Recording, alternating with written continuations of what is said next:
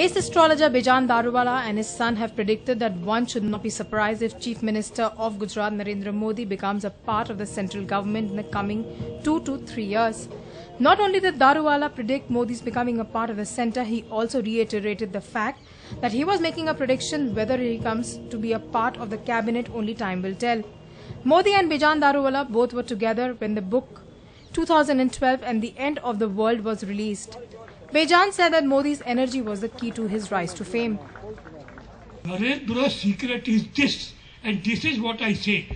His secret is he can use the energy of the world, he can use the energy of the world, for India and for us Gujarat. Daruwala has also predicted that future and certain possibilities or what could happen was divulged by him. He also made a comment on Modi while speaking on his book, which was released at the Kanoria Centre. Definitely, Modi would go in centre and will become the Prime Minister, as I feel.